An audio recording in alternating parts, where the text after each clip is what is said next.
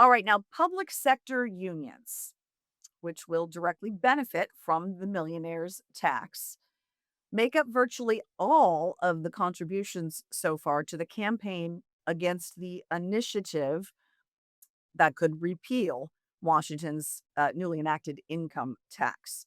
This is according to publicly available records on the Public Disclosure Commission site.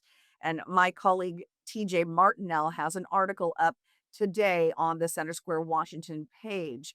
But I want you to see a video clip here from Brian Haywood of Let's Go Washington, the group that put up Initiative 645 to potentially repeal or let voters decide if they want to repeal the new income tax.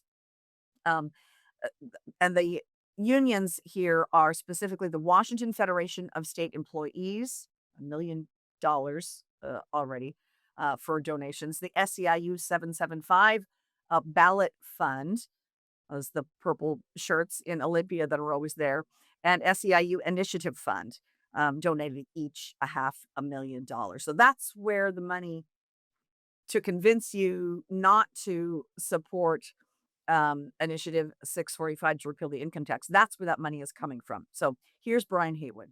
They're spending big money to protect an income tax. Why is that? Is it because they love the children and small puppies and seals? No, it's because they got their hand in the trough. And I think there's one more that's not on there yet, which is the WEA, because I'm getting people. I've had teachers say, "Hey, look, I'm getting a ton of text messages from the WEA telling me to vote no on the 645," which says that the WEA is spending money. So I don't know where that's going to get reported and needs to be looked at. But whoopsie.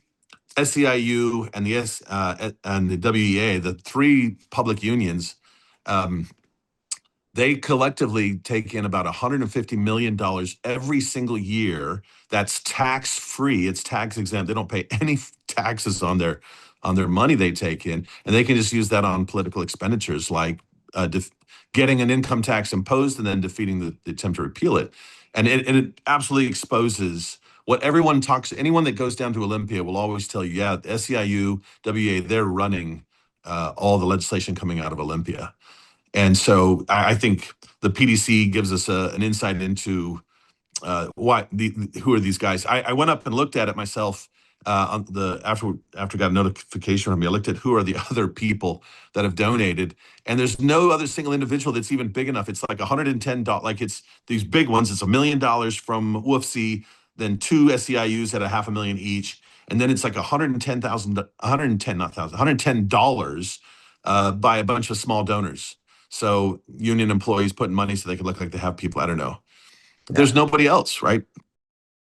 And again, there's an article up at the Center Square Washington's page today, written by my colleague TJ Martinell, with a lot more on this and some of the concerns being raised about the unions that are dumping money into these are taxpayer employees that are dumping money into the campaign to convince you to vote against the initiative that could repeal the income tax.